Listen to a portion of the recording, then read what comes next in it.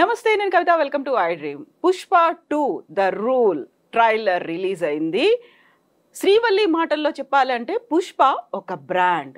అదే పుష్ప మాటల్లో చెప్పాలంటే ఫైర్ బ్రాండ్. ట్రైలర్ మాత్రం ఎలా ఉంది? మనతో పాటుగా ఉన్నారు సీనియర్ జర్నలిస్ట్ మహర్షి గారు. మహర్షి గారు, నమస్కారం సార్. సార్, పుష్ప 2 ట్రైలర్ చూసిన తర్వాత ఏమనిపించింది? యాక్చువల్గా అది ఎలా ఉంది? బోల్డ్ అండ్ ఎక్స్పెక్టేషన్స్ ఎప్పుడెప్పుడా అని ఎదురు చూస్తున్నారు. సో ఫైనల్ గా వచ్చింది. ట్రైలర్ అదిరిపోయింది, అందులో ఎవరికి డౌట్ లేదు. ఎక్కువ ఎక్స్పెక్టేషన్స్ పెంచడం అనేది అది ఏదో ఒక అద్భుతాన్ని మనం థియేటర్లో చూడబోతున్నాము అన్నట్టుగా ఉంది ఆ ట్రైలర్. ఆ ట్రైలర్లోనే చాలా విషయాలు చెప్పేశారు. ఎలివేషన్ మీద ఎలివేషన్ అంటే ఎవడరా వీడు అనేది ఒకటి, తర్వాత వాడు పేరు చిన్నదే కానీ విషయం చాలా పెద్దది అన్నట్టు ఒకటి, పుష్ప అంటే బ్రాండ్ అనే ఒకటి, వీడు నేషనల్ కాదు ఇంటర్నేషనల్ అని ఒకటి, తర్వాత పుష్ప వైల్డ్ ఫైర్ అని, ఇలా వరుసగా చెప్తూ వచ్చారు. ఇన్ని ఎలివేషన్లు ఆ సినిమాలో ఉండాలి, ఉంటాయనే ఆశిద్దాం. ఎందుకంటే దాని బిజినెస్ కూడా అంటే ఓపెనింగ్స్ బ్రహ్మాండంగా వస్తాయి, నో డౌట్. వాళ్ళు 11,500 థియేటర్లు వరల్డ్ వైడ్ ఇస్తున్నారు. అంటే 5,000 థియేటర్లు బయట దేశాలు, మన దేశంలో 6,500. అంటే 1,300 కోట్ల రూపాయలు కలెక్ట్ చేస్తే తప్ప అది బ్రేక్ ఈవెన్ కాదు. అంటే ఒకసారి మీరు ఊహించుకోండి ఆ నంబర్ని.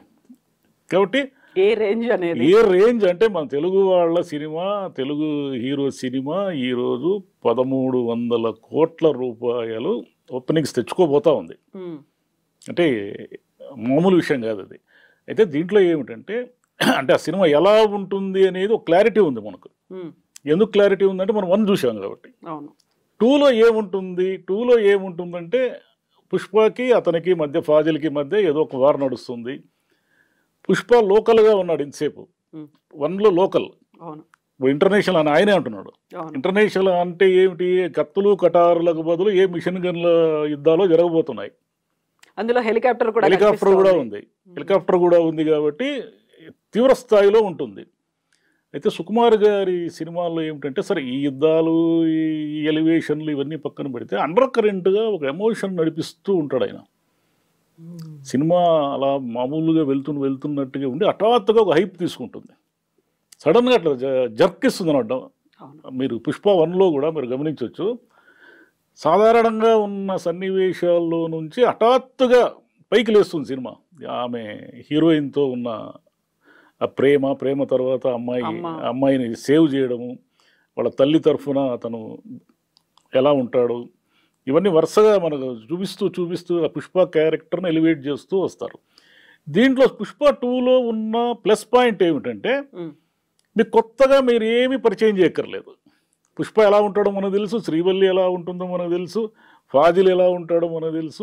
దాంట్లో కొత్త విలన్లు ఎవరైనా వస్తే తప్ప, అంటే కొత్త వాళ్ళు ఆల్రెడీ సునీలు వీళ్ళందరూ ఉన్నారు, మీకు ట్రైలర్లో కూడా కనిపిస్తున్నారు. కొత్త పరిణామం ఏమైనా జరుగుతుందా?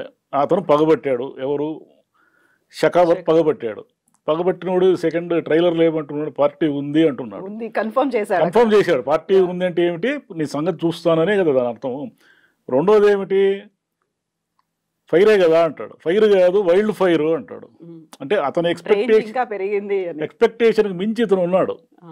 అతనేమో పగ తీర్చుకోవడానికి సిద్ధంగా ఉన్నాడు, ఎందుకంటే అవమానించాడు కదా, అతని బట్టలు లేకుండా అవమానించాడు కాబట్టి. పుష్ప మీద అతను పగబట్టి తర్వాత పుష్పకు సంబంధించిన ఎర్రచందనం సామ్రాజ్యాన్ని అంతా కూడా అంతం చేసే దిశగా అతను వెళతాడు. అతన్ని ఎదుర్కొంటూ పుష్ప ఎదగాలి, అతను ఎదుర్కోవాలి, ఎదగాలి. ఇది సెకండ్ పార్ట్ 2లో ఉండబోతా ఉంది. దీన్ని ఎలా ఎలా చేశాడు కథ మనకు తెలుసు. ఈ తెలిసిన కథని కొత్త సన్నివేశాలతో, కొత్త ఎమోషన్స్తో ఎలా నడిపాడు. ఇంకా పాటలు ఎలాగో బాగున్నాయి మనకు తెలుసు. అవన్నీ నడిచిపోతాయి. స్పెషల్ సాంగ్ లో ఈసారి శ్రీలీల మామూలు ఆయన సుకుమార్ గారి సినిమాలో ఐటెం సాంగ్ లేకుండా ఉండే అవకాశం లేదు, ఎవరో ఒకరు ఉంటారు.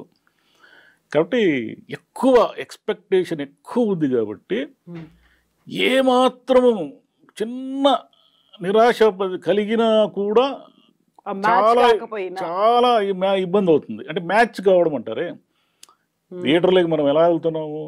పుష్ప 1కి ఏమీ ఎక్స్పెక్టేషన్ లేదు మనకు. పుష్ప 1 మా పాన్ ఇండియా సినిమా అని కానీ వాళ్ళు అనుకోలేదు.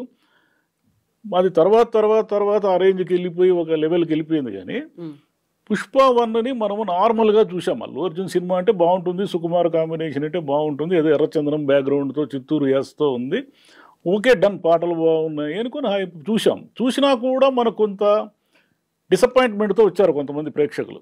ఫస్ట్ చూసిన వాళ్ళు ఎందుకు డిసప్పాయింట్మెంట్ అంటే, ఫైనల్గా క్లైమాక్స్ అనేది మామూలుగా మనం ఏమి ఎక్స్పెక్ట్ చేస్తాము, క్లైమాక్స్లో ఏదో భారీగా ఒక సీన్ ఉంటుందని ఎక్స్పెక్ట్ చేస్తాం ఏ సినిమాకైనా. ఈ సినిమాలో ఏమీ లేదు, క్లైమాక్స్ లేదు. క్లైమాక్స్ లేకుండా అతనికి ఇతనికి ఏదో పెద్ద గొడవ జరగబోతా ఉంది, ఇక నుంచి కథ మొదలవుతుంది అని ఎండ్ అవుతుంది. అది కొంతమందికి డిసప్పాయింట్మెంట్ చేసింది. కానీ లాస్ట్లో పుష్ప తాళిగట్టి అదంతా ఎలివేషన్ ఉంది కదా, అప్పుడు ఇప్పుడే కదా కథ స్టార్ట్ అయింది అంటాడు కదా, ఓహో కొంచెం సంతృప్తికరంగా బయటకు వచ్చారు కొంత డిసప్పాయింట్మెంట్ తట్టుకొని. ఇప్పుడు ఏమిటంటే ఇక్కడ విపరీతమైన అంచనా. పుష్ప 2 అనేది మామూలు సినిమా కాదు, మొత్తం దేశమంతా ఉంది ఇప్పుడు అంచనా. అవును, అందులోనూ డిలేస్ అవుతూ వచ్చాయి మొత్తం. అదేంటి మన విదేశాల్లో కూడా, అమెరికాలో విపరీతంగా థియేటర్లు ఇస్తున్నారు. కాబట్టి ఇన్ని అంచనాలు అందుకోవాలి. ఒత్తిడి కూడా చాలా తీవ్రంగా ఉంటుంది. అల్లు అర్జున్ మీద కావచ్చు, సుకుమార్ గారి మీద కావచ్చు, ఒత్తిడి విపరీతంగా ఉంటుంది. ఈ ఒత్తిడినంతా తట్టుకొని వాళ్ళు ఎలా అవుట్పుట్ ఇచ్చారు, ఏం చేశారు అనేది మనకు డిసెంబర్ అయితే తెలుస్తుంది. సో అందులో మీరు ఫస్ట్ సీక్వెల్ పార్ట్ 1లో చెప్పినట్టుగా, ద రైజ్లో చెప్పినట్టుగా, అందులో అమ్మాయి సెంటిమెంట్, అమ్మ సెంటిమెంట్ ఎలా అయితే ఉంది, ఇందులో కూడా భార్య సెంటిమెంట్ అనేది కనిపిస్తుంది. అండ్ మనకి ట్రైలర్లో ఇంట్రడక్షన్లో కనిపించినటువంటి జగపతి బాబు క్యారెక్టర్లో మనీ అండ్ పవర్, దీంతో పాటుగా ఆయనకి ఏదో తెలియని సారోనెస్ కూడా ఉంది, ఏదో ఒక బాధ ఉంది అనేది. అంటే అక్కడ కూడా మళ్ళీ ఒక ఎమోషన్ అనేది కనిపిస్తోంది. అందులో బాధ ఎందుకుంది పుష్పకి, తండ్రికి సంబంధించిన ఒక ఎలిమెంట్ అతన్ని మైండ్లో నడుస్తూ ఉంది. తండ్రి అనేవాడిని చెప్పుకోలేని పరిస్థితి అనేది ఉంది. ఆ కథ ఎక్కడ ఫస్ట్ హాఫ్లో పెద్దగా ఎలివేట్ కాలేదు. మీరు అతను అదే బాల్యం లేకోసారి ఫ్లోలో మనకి వెళ్ళిపోతుంది.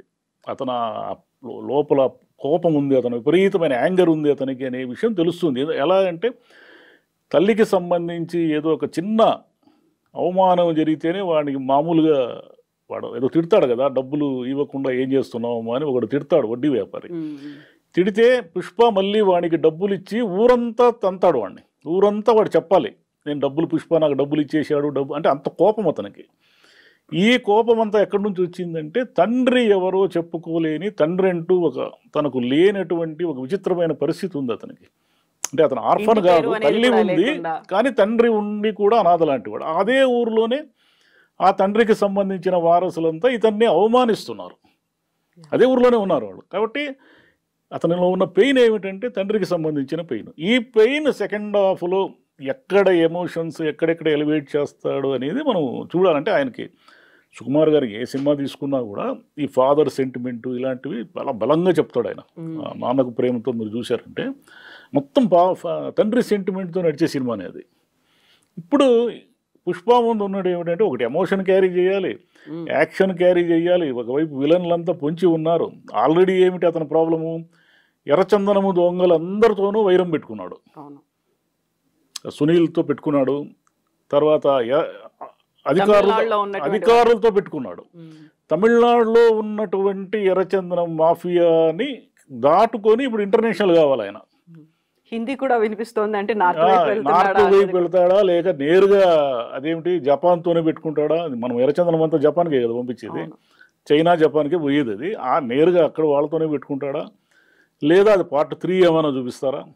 ఇంటర్నేషనల్ స్థాయి అంటే ఏందనేది చూడాలి మరి. కానీ సినిమా, తెలుగు సినిమాకి సంబంధించిన ఒక ఇది ఉంటుంది, కీర్తి పతాకం అంటారు. ఒక కీర్తి పతాకాన్ని పుష్ప 2 ఎగరవైపోతూ ఉంది. అంటే ఇంటర్నేషనల్ స్థాయిలో తెలుగు సినిమాకు ఉన్న స్టామినా, అంటే తెలుగు సినిమాలు ఇలా తీస్తారు, ఇంత అంటే దేశం ప్రపంచమంతా చూసే విధంగా తీస్తారు అనే విధంగా అది ఉండబోతుందని అందరూ ఎదురు చూస్తున్నారు. పుష్ప 1తోనే జాతీయ స్థాయిలో ఉత్తమ నటుడి అవార్డు వచ్చింది. పుష్ప 2 అనేది ఇప్పుడు నేషనల్ అనుకున్నారా? కాదు, ఇంటర్నేషనల్. అంటే is he giving any indication అది మళ్ళీ ఆస్కార్ రేస్లో ఉండబోతుందా? ఏముంది, మనకు త్రిబుల్-ఆర్కి వచ్చింది కదా మనకి, మన తెలుగుకి ఆస్కార్ అనేది మనం కల్లో కూడా ఊహించలేదు కదా. ఇప్పుడు కల్లో కూడా ఊహించినటువంటి విషయం ఒకటి త్రిబుల్-ఆర్ తెచ్చుకుంది కదా. అయితే ఆస్కార్ అనేది మన వరకు రాదు అని మనం చాలా స్పష్టంగా ఉన్నాం కదా. అట్లాంటిది మనకు వచ్చిందంటే రేపు పుష్ప 2 కూడా రావచ్చు. అంటే ఏం ఆస్కార్ అనేది ఏం ప్రపంచంలోంచి దిగేం రారు కదా, వాళ్ళు నటులే, వాళ్ళు సినిమాలే కదా తీసేది. కాబట్టి మన వాళ్ళు కూడా సినిమాలే కదా తీస్తున్నారు. సో ఆ మేకప్ కూడా ఒక టిపికల్ గా ఉండేటువంటి బాడీ లాంగ్వేజ్, గోర్లకి నెయిల్ పాలిష్ దగ్గర నుంచి కూడా మొహాన మేకప్, చీర కట్టుకోవడం, ఇవన్నీ మేబీ ఒక క్యారెక్టర్ కు తగ్గట్టుగా చేసి ఉండొచ్చు. కానీ ఇప్పుడు ఆ స్థాయిలో ఉన్నటువంటి ఒక హీరో దానికి యాక్సెప్ట్ చేయడము అనేది ముందు నుంచి అంటే సెకండ్ సీక్వెల్ అనేది రిలీజ్ లేట్ అవుతోంది, బయటికి న్యూస్ రావట్లేదు, ట్రైలర్ ఎప్పుడు అనేది తెలియదు, ఇవన్నీ అనుకున్నప్పుడు బోల్డ్ అని రూమర్స్ వినిపించాయి. ఇద్దరి మధ్యలో పడట్లేదు అనేది, డైరెక్టర్కి ఆర్టిస్ట్కి పడట్లేదు, అందుకే గ్యాప్ అనేది పెరిగిపోయింది, చెప్పా పెట్టకుండా అల్లు అర్జున్ ఎక్కడికో వెళ్ళిపోయారని ఫోటోలు వీడియోలు ఇవన్నీ రిలీజ్ చేశారు. సో వాటన్నిటికీ ఒక ఫుల్ స్టాప్ పెట్టినట్టు అయిందా? ఇంత పెద్ద ప్రాజెక్ట్కి ఖచ్చితంగా రూమర్స్ ఉంటాయి. రూమర్స్ లేకుండా ఇంత పెద్ద ప్రాజెక్ట్ ఎలా నడుస్తుంది? దాంట్లో కొన్ని నిజాలు కూడా ఉండొచ్చు. అంటే వాళ్ళకి డిఫరెన్సెస్ మీన్స్ అదేమి ఆస్తి గొడవలు కాదు కదా, ఎక్కడో ఒక చోట ఇంటెలెక్చువల్ డిఫరెన్సెస్ కూడా రావచ్చు. అదేం ప్రపంచంలో గొడవలే లేకుండా ఈ ప్రాజెక్టులు పూర్తి అయిన సందర్భాలు ఏమి లేదు. అంటే నిజం ఉండొచ్చు, నిజం కాకుండా కూడా ఉండొచ్చు, రూమర్ వచ్చినంత మాత్రం. కానీ ఆ ప్రాజెక్టు మీద మనకెంత అంచనాలు ఉంటాయో వాళ్ళకి అంతే అంచనాలు ఉంటాయి, మేకర్స్కి కూడా. మనము ఎంత ఎక్స్పెక్ట్ చేస్తున్నామో వాళ్ళు కూడా జనాలని, ప్రేక్షకులని ఏమాత్రము డిసప్పాయింట్ చేసినా కూడా ఇదంతా కూడా మన పరువు ప్రతిష్టకు సంబంధించిన వ్యవహారంగా అయిపోయింది. ఇది సుకుమార్కి, అల్లు అర్జున్కి ఇది ప్రెస్టీజియస్ ఇష్యూ.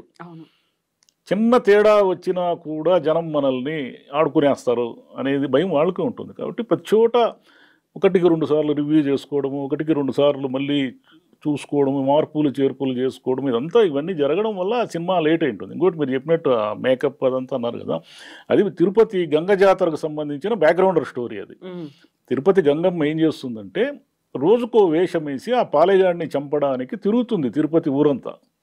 అది కథ. ఇప్పటికీ కూడా ఆ గంగ జాతరని అలాగే భక్తితో నిర్వహిస్తారు. అదే సాంప్రదాయంతో రోజుకో వేషం వేస్తారు. ఆ రోజుకో వేషం వేసి దాంట్లో భాగంగా హీరో ఆ చీర కట్టుకుని ఆ వేషం వేశాడు. అంటే మామూలు పురుషులు స్త్రీల వేషంలో తిరుగుతూ ఉంటారు. అంటే గంగ జాతర అప్పుడు వాళ్ళు మొక్కుకున్న వాళ్ళు అనమాట. ఆ మొక్కులు ఉన్న వాళ్ళు వేషాలు వేస్తామని మొక్కుకొని ఉంటారు. ఆ వేషంలో హీరో ఫైట్ కూడా ఉంటుంది. మీకు హీరో ఫైట్ కూడా మనకు టీజర్లో ఇది అర్థమైంది. కాబట్టి ఒకవైపు లోకల్ అంటే ఏమిటి, చిత్తూరు ప్రాంతానికి సంబంధించిన ఒక లోకల్ ఫ్లేవర్తో లోకల్గా సినిమా నడపాలి, గ్రామీణ నేపథ్యంతో సినిమా నడపాలి. ఇంకోవైపు ఏమో ఇటు అధికారులు, ఇటు ఇంటర్నేషనల్ స్మగ్లర్లు, నేషనల్ స్మగ్లర్లు అందరూ చుట్టుకొని ఉన్నారు కథలో. స్థానికంగా పల్లెటూరి నేపథ్యంతో ఉన్నటువంటి ఒక ఎర్రచందనం స్మగ్లర్గా అవతారం ఎత్తినటువంటి హీరో తనకు మించిన ఒక వ్యవస్థను ఎదుర్కోబోతున్నాడు. అధికార వ్యవస్థ, రాజకీయ వ్యవస్థ, మాఫియా, ఇన్ని వ్యవస్థలను ఎదుర్కొని పుష్ప అనేది ఒక బ్రాండ్ అని నిరూపించుకోవాలి. ఇన్ని వ్యవస్థలు ఎదుర్కొనేటప్పుడు నో డౌట్ అతనికి విపరీతమైన ఏవో సమస్యలు వస్తాయి. అంటే సమస్యలు వచ్చి దాని నుంచి బయటకు వస్తేనే కదా ఎలివేషన్ అంటారు. కాబట్టి ఏం సమస్యలు వస్తాయి అతనికి? ఒకటి షకావత్తు, ఖచ్చితంగా సమస్య, అతను వదలడు. 2 ఈ లోకల్ మాఫియా. 3వ మాఫియా ఎక్కడి నుంచి వస్తుందని చూడాలి. Political already Rao Ramesh involve అయి ఉన్నాడు. కాబట్టి 3వ మాఫియా ఎక్కడి నుంచి వస్తుంది? కాబట్టి ఖచ్చితంగా పుష్ప 2 అనేది మనకు ఒక ప్రెస్టీజియస్ ప్రాజెక్టుగా అల్లు అర్జున్కి కానీ, సుకుమార్కి కానీ, ప్రేక్షకులకు కానీ, ప్రేక్షకులు కూడా తెలుగు వాళ్ళు కూడా పుష్ప 2 మాదే, పుష్ప మేము తీసింది అని ఎక్కడైనా నార్త్లో కూడా చెప్పుకోవచ్చు. ఎందుకంటే నార్త్లో ఇంతకాలము తెలుగుకు సంబంధించిన పెద్ద మార్కెట్ లేదు. అంటే ఇలా డబ్బింగ్ అలా ఇలా వదిలేవాళ్ళు. కానీ ఈ 666, సలారు, ఈ తర్వాత ఇవన్నీ వచ్చాయి కదా, KGF, ఇవన్నీ వచ్చిన తర్వాత సౌత్ సినిమాలకు విపరీతమైన డిమాండ్ ఏర్పడింది అక్కడ. ఇంత మార్కెట్ ఇప్పుడు 1000 కోట్ల రూపాయల బిజినెస్ జరిగింది థియేట్రికల్ బిజినెస్ అంటే నార్త్ బిజినెస్సే మనకంతా. ఇక్కడ మనకు సౌత్లో అంత బిజినెస్ జరిగే ఛాన్స్ లేదు. అక్కడ ఒక్కసారి అంటుకుందంటే ఫైర్ ఇంకా అది Wildfire వదలదు అవుతుంది. అది వదలదు ఇంకా. ఎందుకంటే పాట్నాలో నిన్న జరిగిన సభ, ఎందుకంటే మన వాళ్ళు ఎవరు తెలియదు కదా అక్కడ బీహార్లో పాట్నాలో, కానీ మన వాళ్ళందరినీ గుర్తుపట్టి కొన్ని వేల మంది అక్కడ ఒక ఈవెంట్కి అటెండ్ అయినారంటే చాలా పెద్ద విషయం అది. సో ఈ మధ్యన ఇది ఒక సరికొత్త ట్రెండ్ లాగా మారినట్టుంది. RRR సమయంలో అయితే ప్రమోషన్స్ కోసమో క్యాంపెయినింగ్ కోసమో హీరో, ఇద్దరు డైరెక్టర్లు మొత్తం అన్ని ఈవెన్ గోల్డెన్ టెంపుల్ దాకా వెళ్ళి వచ్చారు. ఆ తర్వాత వెరీ రీసెంట్ గా గేమ్ చేంజర్ కోసం కూడా లక్నోకి వెళ్ళి అక్కడ క్యాంపెయినింగ్లు ఇవన్నీ జరిగాయి. ఇప్పుడు పాట్నా అనేది సో పాన్ ఇండియా రేంజ్ అంటే ఇది అన్నట్టుగా చూపిస్తున్నారా? కేవలం నటులు కాదు ఇక్కడ పాన్ ఇండియా అనేది వీళ్ళు ఎంత బాగా సినిమాలు తీస్తే అంత వర్కౌట్ అవుతుంది.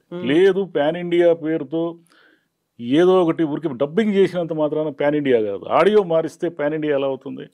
ఆ రేంజ్ ఉండాలి. చాలా సినిమాలు పాన్ ఇండియా అని మనం చూసాం, దారుణంగా దెబ్బతిన్నాయి. అదేవిధంగా ఏమిటంటే వీళ్ళు ఎంత కథ ఉంది తమ దగ్గర అనే దానికి లిమిటేషన్ లేకుండా పార్ట్ 2లు పార్ట్ 3లు పెట్టుకొని ఫస్ట్ హాఫ్లో ఏమీ కథ చెప్పకుండా ఉన్నారు. పుష్పకి ఆ ప్రమాదం లేదు. పుష్పకి మొదటి పార్ట్లోనే చాలా కథ చెప్పారు. ఇప్పుడు చెప్పేదంతా ఏమిటంటే ఎవల్యూషన్ ఆఫ్ పుష్ప, అది రైజ్ ఇది రూల్, అంతే అంతే. అది చెప్పబోతున్నారు. అతని పరిణామ క్రమం ఏమిటి అని చెప్పబోతున్నారు. మూడోది ఉండొచ్చు, దీన్ని బట్టి రెండో దాన్ని బట్టి ఉంటుంది. మూడో ఇంకో సీక్వెల్ కి రెడీ అవ్వమని చెప్తున్నారు. ఉండొచ్చు కూడా. yes sir, thank you so much sir. Thank you.